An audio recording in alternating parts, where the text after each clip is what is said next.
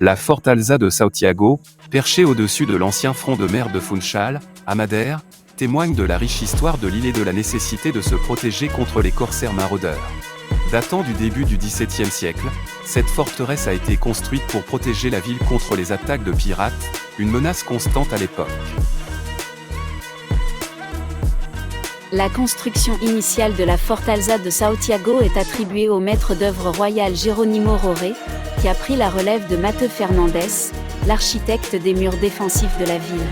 Après le décès de Jerónimo Roré en 1617, son fils, Bartolomeu João, a poursuivi les travaux, et la première phase de la forteresse a probablement été achevée vers 1637.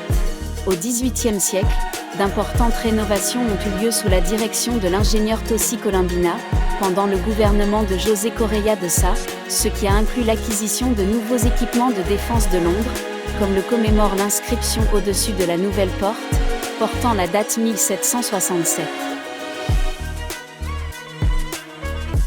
Au début du XIXe siècle, la forteresse a servi de quartier pour les troupes britanniques pendant les guerres napoléoniennes et a ensuite abrité de nombreuses familles déplacées par une inondation dévastatrice en 1803.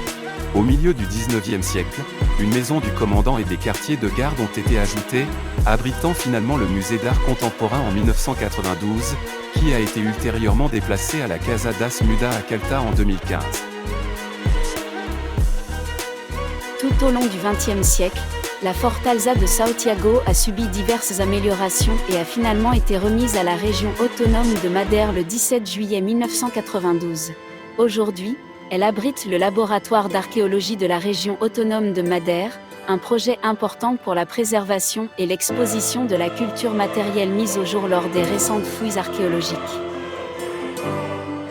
De plus, des plans sont en cours pour créer un centre d'interprétation au sein du monument, offrant une exposition complète sur les défenses et les fortifications de Funchal, retraçant l'évolution historique et culturelle de la ville aux côtés de sa croissance démographique et paysagère. Ce centre abritera également des artefacts de diverses fouilles archéologiques, fournissant une preuve tangible de l'occupation humaine sur l'île depuis le XVe siècle jusqu'à nos jours. Les visiteurs de la Fortaleza de Santiago ont maintenant l'occasion unique de se plonger dans l'histoire de Madère, tout en profitant de superbes vues sur l'océan Atlantique.